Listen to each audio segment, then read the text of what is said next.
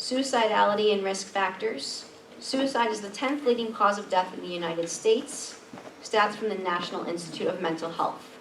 In an alarming rate, suicide has increased in prevalence over the last 10 years, especially in young people ages 10 to 34, where it is the second leading cause of death after accidents. This startling data does not have a causation or correlation to any specific patterns of variables. However, there are some risk factors and theories out there as to why suicide is so prevalent. Psychologist Thomas Joyner developed a response to why people decide to commit suicide. He says because they want to, because they can.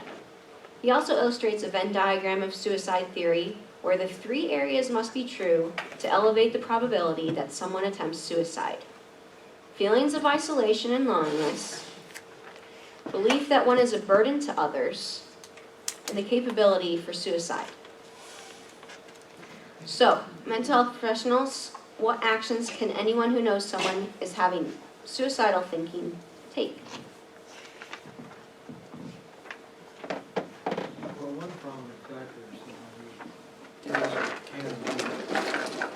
one prominent factor can be in someone who is approaching a spot where they're becoming suicidal is anger. Folks often have difficulties with anger and decide that they want to internalize that anger, and that often ends up in a suicide gesture or attempt. So we need to know about people when they're angry.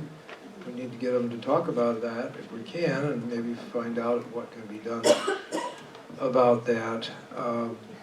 Whether it's something we can do personally, or if there's some sort of help that they need to reach out and receive.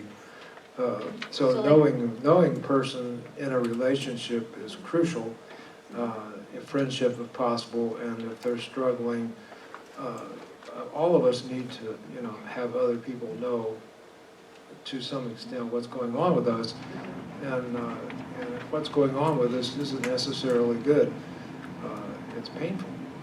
And it just is, and we want the pain to stop. I think that we have to make a distinction between the intention of committing suicide and the thought of it. Because sometimes we go through situations where we just wish life would end. Right?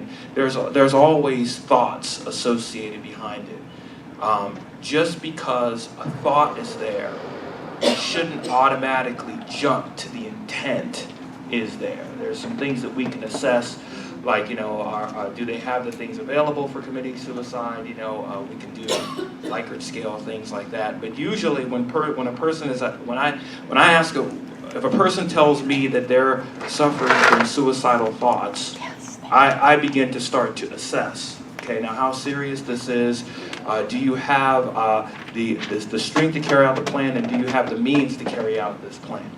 And then if they tell me no, well I just have thoughts of suicide. Well, then we begin to talk about the origin of those. When did those begin? How did those begin? What were some of the things that were going on when these things began? And I attempt as best I can to try to normalize those.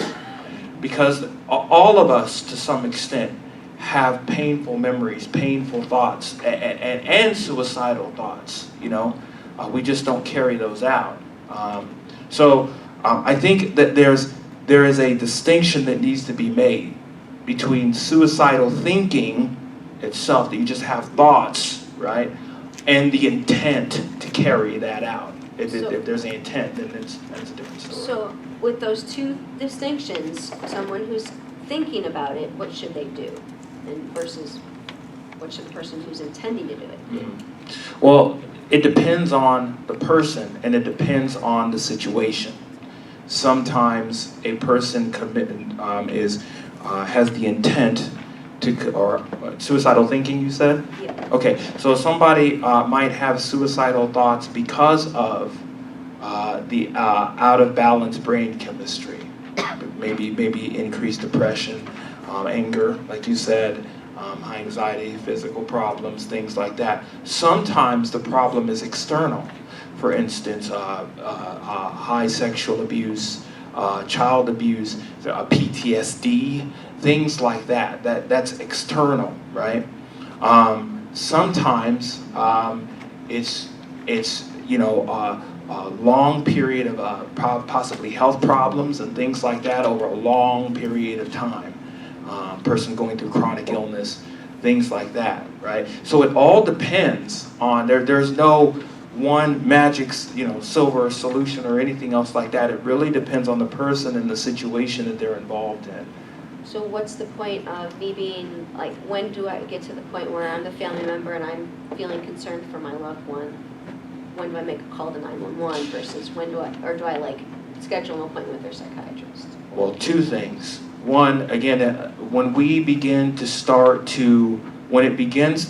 to disrupt what I believe social and occupational functioning. So when you see a person who's laying around, they have a sense of hopelessness. You hear that in the way they talk, in their affect, the way they look. You'll see it, right? In the way that they dress. Yes, it comes out of their conscience, right? So that's number one, is observing those particular outward behaviors. We all have outward behaviors, even though we don't think we do. We all express that and see that. That's number one. Traumatized, responding to something like that, some sort of trauma, personal trauma. The situation. So yeah, and how they talk, how they think, how they behave, how they dress, and even then you want to assess that. Okay, so that's what So that's where we start to head in that direction. right. Okay. Does anybody have any other thoughts on that? I did. You asked, when do you know when to call 911? When someone is threatening suicide and they tell you they're going to do it and they have the means to do it, you would much rather be safe than sorry. You call 911. Because you never, ever want regrets. Because it is, to go through someone who has had a family member or a friend commit suicide is one of the worst things you can walk through with someone. So if your gut even has an inkling that person may be in danger, whether they're in your house or somebody else's house, you call 911. They might get mad at you, but they'll get over it, but they'll be alive. Right. And may I also add to your point too, oftentimes the suicide doesn't happen when they're depressed. It happens when they're on the upswing, because now they have the energy and the ability to carry it out.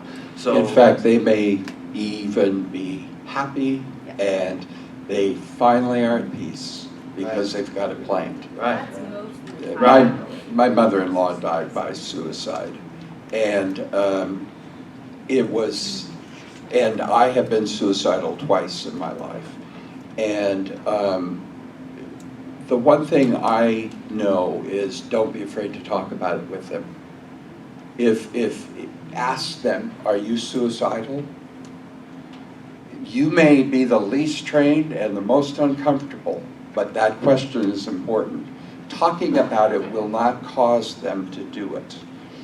What the problem is they need to talk about it, and that will more likely keep them from doing it. I had a period of almost 2 years where every time I saw a cemetery, I wanted to go lay down in it. I didn't want to be dead, but I wanted all the peace that came with being dead. And I didn't want to feel any more emotional pain. And I actually did lay down in a couple of them. Now, I have since laid down in the spot where I'm going to be buried, and my sister had a fit because it's in a little town of about 6,000. She's like, get up, everybody knows we have my bowl where they're gonna. But I'm gonna be 2 spots over from my dad, and he's buried, and so while I was there, I thought I'd try it out. But the bottom line is don't be afraid to talk about it with somebody. They need to talk. And secondly, just ask them to make one promise to you. that if they ever, and let's say they're just saying, no, and I don't have plans, I'm not, you know, if they say they got plans, you call 911. If they don't have plans, you say, are you talking to somebody, and then you follow up on that, you find out, you know. But the bottom line is I always tell them, would you promise me one thing? Before you'd ever act on it, you would call me. Just promise me that. Just one simple promise.